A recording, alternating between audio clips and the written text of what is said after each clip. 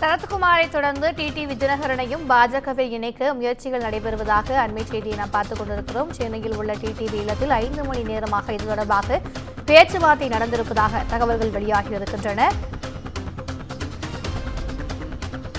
இது குறித்தான கூடுதல் விவரங்களை எமது தலைமைச் செய்தியாளர் சிவா வழங்க கேட்கலாம். வணக்கம் சிவா, பாஜகவில் இணைகிறது அமமுக, இது குறித்தான கூடுதல் விவரங்களை பதிவு பண்ணுங்க. திவ்யா, தமிழ்நாடு அரசியல் களத்தில் மேலும் ஒரு அதிரடி திருப்பமாக பாஜகவில் அமமுக ஐக்கியமாக இருப்பதாக தகவல் என்பது வெளியாகி இருக்கிறது.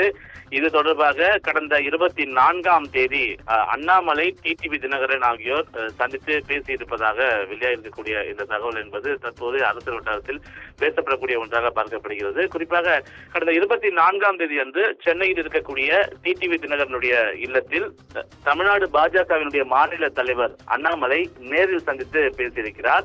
இந்த பேச்சுவார்த்தை என்பது 5 மணி நேரத்திற்கும் மேலாக நடைபெற்றதாக அங்க இருக்கக்கூடிய தரப்பினர் தெரிவிக்கக்கூடிய நிலையில பாமகவை தொடர்ந்து சமத்துவ மக்கள் கட்சியை தொடர்ந்து அமமுக பாஜகவில் ஐக்கியமாக இருப்பதாக இந்த ஒரு தகவல் என்பது தற்போது வெளியாகி இருக்கிறது. ஏற்கனவே மக்களவை தேர்தலில் பாஜக தலைமையிலான ஒரு மிகப்பெரிய கூட்டணி என்பது தமிழ்நாட்டில் அமைக்கப்பட்டிருந்தது. அதில் அமமுகவுக்கு 2 மக்களவை தொகுதிகள் ஒதுக்கப்பட்டிருந்தன. குறிப்பாக திருச்சி, தேனி ஆகிய இந்த 2 மக்களவை தொகுதிகளில் தேனி மக்களவை தொகுதியில் டிடிவி தினகரனும், அதே போல திருச்சி மக்களவை தொகுதியில் செந்தில்நாதனும் போட்டியிட்டனர். இந்த நிலையில் இந்த போட்டியிட்ட 2 தொகுதிகளிலும் அமமுக தோல்வியடைந்திருக்கக்கூடிய நிலையில அமமுகவுக்கு அங்கீகாரம் வேண்டும் என்ற ஒரு அடிப்படையில் தொடர்ந்து பாஜகவினுடைய மாநில தலைவரிடம் டிடிவி தினகரன் பேச்சுவார்த்தை நடத்தி வருவதாக ஒரு தகவல் என்பது வெளியாகி இருக்கிறது. குறிப்பாக இந்த பேச்சுவார்த்தையின் போது தனக்கு மாநிலங்களவை பதவியுடன் மத்திய அமைச்சரவையில் இடம் வழங்க வேண்டும் என்று டிடிவி தினகரன் கோரியிருப்பதாக தகவல் என்பது வெளியாகி இருக்கிறது.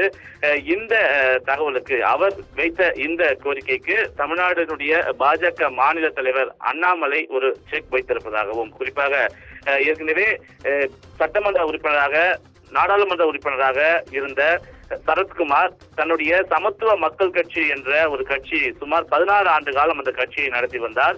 இந்த நிலையில இந்த மக்களவை தேர்தலின் போது திடீரென கூட்டணி தொடர்பான பேச்சுவார்த்தை தான் நடைபெற்றுக் கொண்டிருக்கிறது என்று அனைவரும் எண்ணிய போது யாரும் எதிர்பாராத விதமாக பாஜகவுடன் பாமக ஐக்கியமாகிறது என்று சரத்குமார் தெரிவித்திருந்தார். இது நாட்டினுடைய வளர்ச்சிக்காகவும் பிரதமர் நரேந்திர மோடி காமராஜருடைய ஆட்சியை வழங்குகிறார் என்பதை சரத்குமார் அப்போது முன்வைத்திருந்தார்.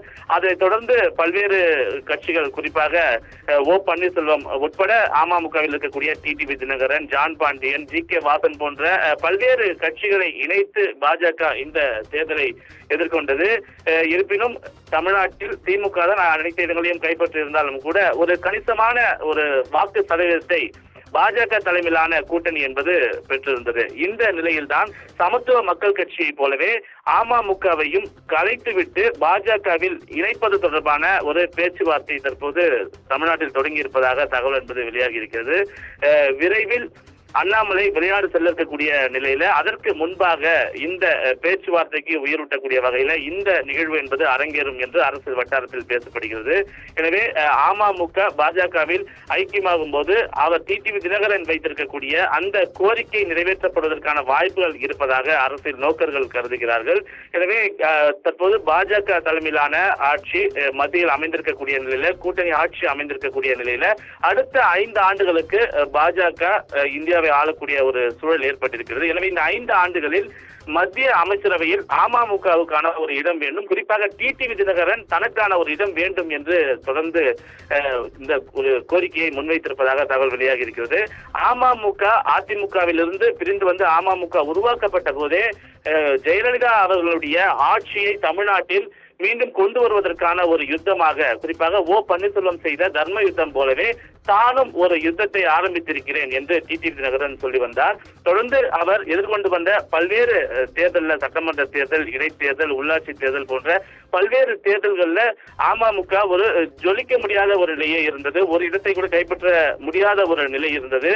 இந்த மக்களவை தேர்தலில் கூட சிஷ்யனிடம் குரு தோற்றார் என்ற ஒரு வரலாறே தற்போது புதிதாக இடம்பெற்றிருக்கிறது. அந்த அடிப்படையில அமமுக அமமுகவினுடைய பொதுச் செயலாளராக இருக்கக்கூடிய டிடிவி தினகரன் இந்த தேர்தலில் தோல்வி அடைந்தாலும் கூட தனக்கு மாநிலங்களவை பொறுப்புடன் மத்திய அமைச்சரவையில் அங்கம் வகிப்பதற்கான ஒரு வாய்ப்பை வழங்க வேண்டும். அதற்கு பாஜக சொல்லக்கூடிய எந்த ஒரு விஷயத்தையும் கேட்பதற்கு நாங்கள் தயாராக இருக்கிறோம் என்பன போன்ற ஒரு கருத்தை டிடிவி தினகரன் முன்வைத்திருப்பதாகவும் இந்த பேச்சுவார்த்தை தான் கடந்த 24ஆம் தேதி அன்று டிடிவி தினகரனுடைய இல்லத்தில் நடைபெற்றதாகவும் ஒரு தகவல் என்பது வெளியாகி இருக்கிறது.